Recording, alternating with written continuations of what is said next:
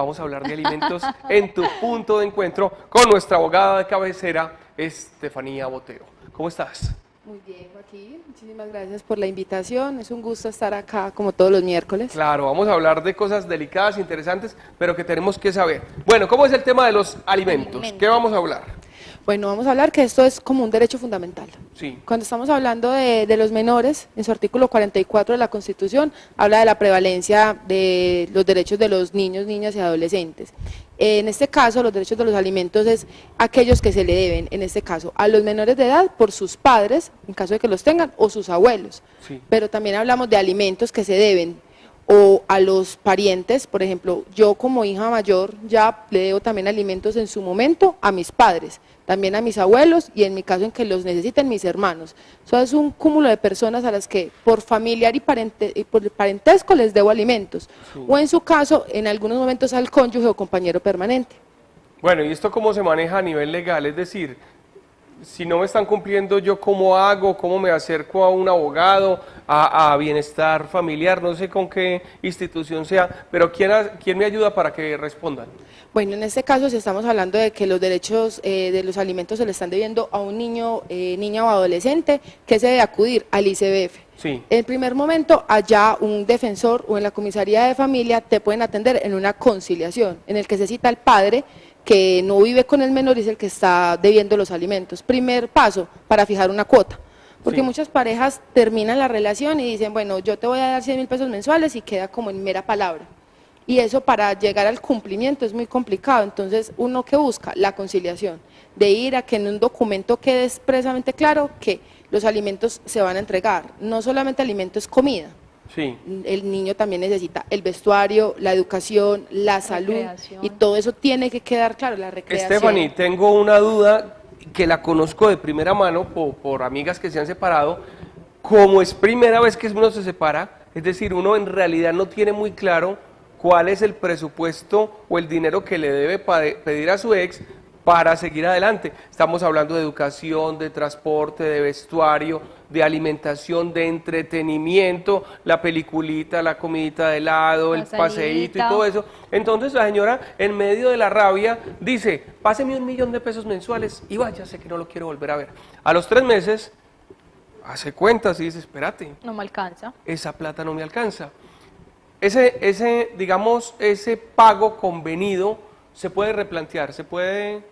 Sí, claro, en la conciliación. Obviamente cuando llegamos a ese punto de que ambas partes entran a mirar, como estamos en una conciliación, es un mutuo acuerdo de cuánto se debe dar, pero se debe tener en cuenta dos cosas. Primero, la capacidad del alimentante. En este caso, si la persona, el padre que no vive con el menor, lo que devenga y lo demuestra es un salario mínimo, ¿cómo le vamos a fijar una cuota alimentaria de 1.000.000 de sí, pesos? es Eso más no tendría... superior al sueldo que se gana. Exacto, entonces habría que mirar la capacidad del alimentante y la necesidad del alimentado. Como decías ahí, son muchas cosas las que se le deben dar a los hijos menores, en este caso el entretenimiento, la recreación. Entonces, los alimentos se subdividen en dos categorías, que son los necesarios y los congruos. Sí. Necesarios es lo que la persona necesita para poder subsistir, es como el mínimo vital. Vení, ahí está la educación. Sí, todas están ahí ubicadas entre la necesidad. ¿Qué cambia?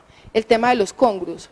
No es lo mismo el niño que habita en un estrato 3 al niño que habita en un estrato 6, que tienen categorías de colegio distintas, un estilo de vida diferente. El congruo es para el estilo de vida, no le puedes dar, fijar una cuota alimentaria de 200.000 para el niño que es de estrato 3 que el niño que es estrato 6, porque no abarca la misma capacidad. No puedo hacer lo mismo con 200.000 pesos con un niño que de pronto lo único que hace es ir al colegio y jugar en el patio de la casa, al niño que de pronto está en equitación, que está en natación, que juega fútbol y que tiene un estilo de vida distinto. Entonces habría que mirar, acomodarse entre los padres, a ver cuánto se le puede dar de alimentos a ese niño, teniendo en claro que cada padre debe darle un 50%. No es necesariamente el padre que no vive con el menor debe suplir todo el tema de la alimentación. Stephanie, ¿los alimentos son solamente para menores de edad? Porque en muchos casos hay mayores de edad que están estudiando pero no trabajan y no tienen cómo pagar sus alimentos. Ahí ya los padres paran de darles como ese dinero o bajo la ley pues los pueden como acoger. Sí, la ley dice que empezamos de que los alimentos se deben hasta la minoría de edad, o sea, hasta los 18 años. Se pueden extender por dos circunstancias. Uno, porque ese menor en el transcurso de su vida sufrió una discapacidad o tiene discapacidad física o mental que le impide ejercer un trabajo que le pueda dar para su subsistencia. En ese caso, los alimentos se entenderán dados de por vida, Sí. porque los padres van a tener que seguir ayudando a ese hijo que tiene algún tipo de discapacidad. Y también vamos que la norma permite hasta los 25 años, pero en este caso es cuando ese joven, que ya es mayor de edad, está estudiando. Entonces no trabaja, entonces los padres ofrecen una ayuda y es para la primera profesión, por así decirlo. Un joven que a los 23 años se graduó como profesional médico y le va a decir a los papás, quiero hacer una segunda carrera porque quiero ser psicólogo, entonces ustedes me tienen que seguir pagando alimentos. No, la norma dice que sea estudiante, pero hasta su primera profesión, Sí, porque tecnología ya o tiene técnica. cómo defenderse con el Como conocimiento Ya adquirido. tendría con qué, o hasta los 25, desde que estudie. Si después de los 25 sigue estudiando, ya la norma prevé o las sentencias que ha dado la Corte Constitucional es que hasta ahí debería llegar la ayuda de los padres. Bueno, Stephanie, cuando uno se separa, pues uno puede perfectamente, dicen que cada 15 días el fin de semana, pero eso en realidad no es así. Yo puedo tener la mitad del tiempo mi hijo si quiero, si tengo la disponibilidad, si pruebo que puedo estar con él, acompañarlo, no solo, digamos, en transporte, en tareas y todo, en realidad tiempo de calidad con él. Si yo decido utilizar esa opción de pasar la mitad del mes con mi hijo, no necesariamente tengo que dar la cuota de alimentos por un monto Entera, pues, por entero. decirlo así. Simplemente no, yo asumo cuando esté con él, alimentación, transporte, entretenimiento y todo eso, y te doy un porcentaje para cuando no esté conmigo. Sí, lo que buscaría uno en ese caso es que me hablas de un tipo de custodia compartida, que Sí. aquí en Colombia no está bien regulada, pero si se da las posibilidades de que ambos padres tengan esa Pero sí la buena conozco, comunicación. sí tengo amigos que la han hecho. Sí, ya tendría uno que acomodarlo al hecho de que estamos en custodia compartida, entonces los padres dicen, va a pasar una semana conmigo, pasa la otra semana contigo, tenemos la posibilidad de ambos llevarlo al colegio y se pacta el tema de los alimentos, que entonces cuando el niño está contigo, cumples tú con todas las necesidades de él y cuando está en la otra casa, el otro padre se encarga de todos los pagos. Entonces, de que todo pueda quedar especificado en un acta de conciliación no habría ningún problema. La situación pasa es cuando por algún motivo algunos, digamos, la madre queda con la custodia de los cuidados personales, al padre se le regula visitas y este debe quedar con una cuota alimentaria fija, que es a lo que vamos a la conciliación. Porque lo que me decías, dejarlo de palabra puede ser muy complicado porque empieza el padre a no cumplir. Sí. Dice que va a pasar 200.000 pesos mensuales y nunca cumple y nunca cumple. Dicen, yo quiero demandarlo, pero al momento de iniciar una demanda ejecutiva de alimentos no tengo un documento donde haya una obligación clara, expresa y exigible para yo poder entrar a embargar un salario. Entonces uno siempre les recomienda ir a un centro de conciliación de una universidad, un consultorio jurídico, ICBF, hacer la conciliación y dejar todo claro en ese documento. Bueno, la semana pasada nos dijiste algo que es muy claro. Cuando uno pelea y está en malos términos, pues es fácil, es muy difícil conciliar todo, porque precisamente quedamos agarrados, peleados, ofendidos, dolidos, frustrados, engañados, pues todo lo que quiera. Pero, ¿cómo le dice uno a la ex, venga, vámonos a cuadrar, qué plática me va a seguir dando para que el niño no le falte nada? Cuando en realidad las personas lo que quieren es no volverse a ver, Ni por lo menos hablarse por ni mucho nada. tiempo. ¿Cómo obliga uno a la persona que haga eso? Lo que se hace es una citación. Uno Sí. va al centro de conciliación y le dice, bueno, mira, ese es el nombre del padre, esta es la dirección donde lo podemos notificar. A él se le envía una citación por correo certificado. Él sabe que está convocado a una audiencia de conciliación. Pueden pasar varias cosas. Una, ir y quedar en un acuerdo y sale un acta de acuerdo de conciliación. Como pueden pasar otras, no ir. La persona dice, llega, recibe la citación y no va. Lo que se pide es una constancia de no comparecencia. Y si va y no llega a ningún acuerdo porque lo que le plantea la madre, él dice que él no va a dar ese tipo o monto de dinero, lo que se hace es que no se llega a ningún acuerdo y con esas constancias uno puede ir donde un juez de familia a que sea él quien fije la cuota alimentaria. Bueno, yo les cuento una cosa, este tema lo tienen perdido las madres. En muchos casos, ¿por qué? Porque él arranca juicioso, luego se cuelga de un mes, se cuelga Ay, de 2 sí. meses, se cuelga de 3 meses, y a veces de pronto la mujer lo que hace es que consigue unos ingresos un poquito más altos, un poquito de independencia, un respirito y dice, que se vaya, ya Que no ni dé lo nada. quiero volver a ver. Aunque ocurre algo, esa plática que se dejó de dar se va acumulando y va generando inclusive intereses, ¿o no? Sí, claro, lo que pasa es que esos no son los mismos intereses que se hace con un crédito bancario, Sí. que son créditos mercantiles, entonces tienen un porcentaje distinto, sino que acá son los de ley, que son 6% anual. pero igual tiene un monto de interés mensual. Ah, pero no es nada, 6% anual no es nada. Sí, pero ese es el civil, el que por regla general por civil se cobra para este tipo Por eso, de casos. Es muy pequeño. Peleemos Es para muy que sea más pequeño. alto, para que se asusten y tengan que pagar. Sí, lo que uno busca ahí es iniciar todo el proceso. Digamos que tenemos la constancia, el acta de acuerdo, el papá debe por ahí 5 años de no pasarle alimentos al hijo, se inicia una demanda ejecutiva. ¿Qué empezamos? Los embargos.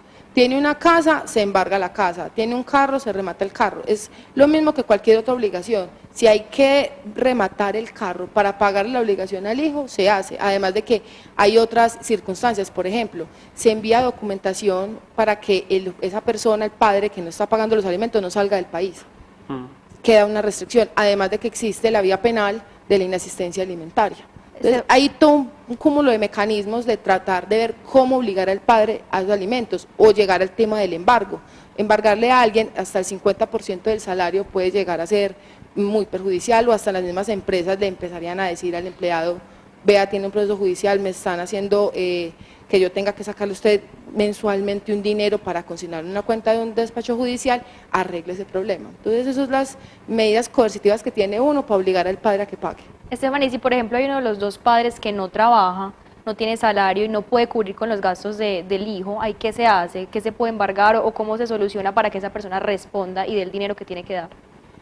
Digamos que no tener trabajo no es una causal para decir que yo no tengo cómo pagar los alimentos. Se debería de buscar el trabajo como lo pueda. Iniciamos el proceso ejecutivo.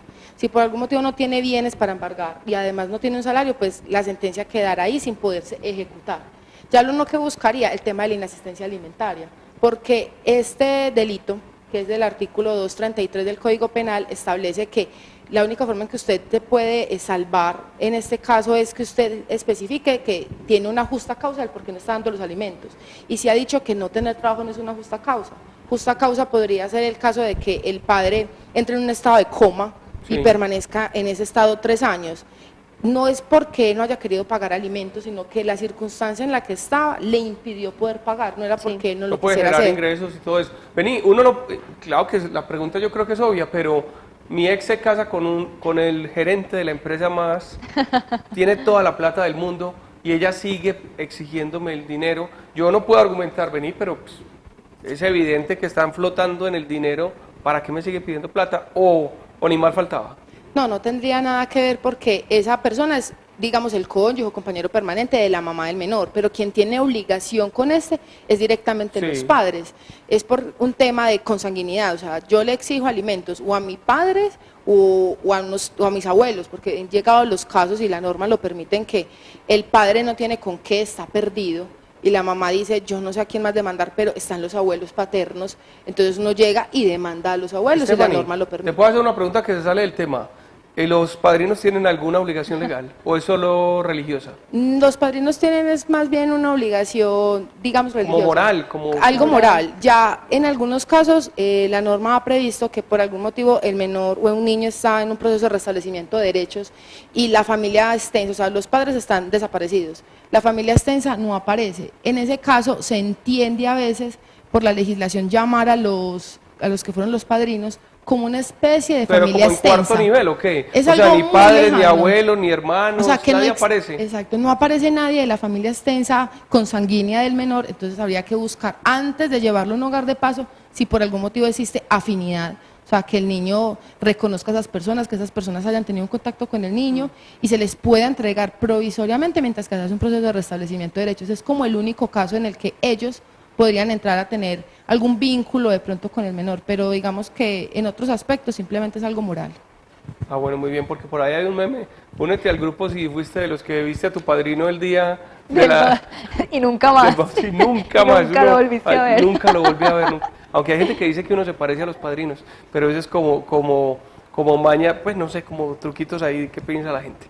Bueno, muy interesante el tema, de la responsabilidad que uno adquiere de por vida, de por vida. Bueno, cuando uno es padrastro, solo aplica si uno le dio el apellido a los hijos. Sí, un tema de adopción, sí, como lo logramos hablar en algún momento, digamos que la madre nunca se dio cuenta quién era el papá del menor y dice, bueno, entonces ven, hagamos esto, hagamos un proceso de adopción. y arreglemos todo para que tú seas el padre. En ese caso no es como un padrastro, sino que si se hace todo Sí. de forma legal, eres el padre. Padre del menor. Y en este caso también es lo mismo, el tema de que el padre adoptante también debe alimentos, como el hijo adoptado se los debe a su padre adoptante. O sea, todo ese no cambia, uno trata de que ahorita hablemos de todos los hijos de forma igual. El hijo que es legítimo, el hijo que salió fuera del matrimonio extramatrimonial o el hijo adoptante, que todos sean de la misma categoría, todos son hijos y a todos se les debe los mismos Es derechos. decir, a mí me aplica como el chiste cuando la Virgen le dijo a San José, el niño no tiene zapatos, y él le dijo, pues dígale al Espíritu Santo, dígale al Espíritu Santo que le colabore. Bueno, Stephanie, tema del día, ¿qué no se debe decir en las redes sociales? ¿Qué piensas? ¿Cuáles son los temas de los cuales no se puede hablar? Para evitar cierto tipo de inconvenientes, a veces hablar en redes sociales de política, en estos momentos es Sí. muy complicado, genera Totalmente. demasiados debates que uno de pronto no quisiera llevar por el tema de la susceptibilidad. Es un cúmulo de personas que tienen muchas perspectivas de todo Sí. y eso es generar debate. Y además de eso, hablar mal, o sea, de personas o de empresas. Difamar o exacto. todo eso. Eso Así es, es. eso destruye mucho. Bueno, y románticos, temas románticos, ¿te parece que se dejan trotar? No, ese sinvergüenza me dejó. Y se fue. Y se fue. Como Saludes no a la ve. otra, que lo disfrute. Lo que pasa es que las redes sociales se comparte la vida, realmente ahorita se comparte la vida privada, entonces muchas personas lo usan para ese tema de desahogarse. Pues, por ejemplo, yo realmente uso Facebook, por ejemplo, para compartir memes, canciones, no mucho de mi vida privada porque a las personas que tengo ahí pues prácticamente no les interesa. Así es. Muy vigilada por el papá y la mamá pues, en redes sociales. No, mentiras. Muy bien. Bueno, te agradecemos mucho por la conversación, por la aclaración de los temas, muy interesantes, muy bacanos. Nos vamos a unos mensajes comerciales y ya regresamos con mucho más aquí a Tu Punto de Encuentro.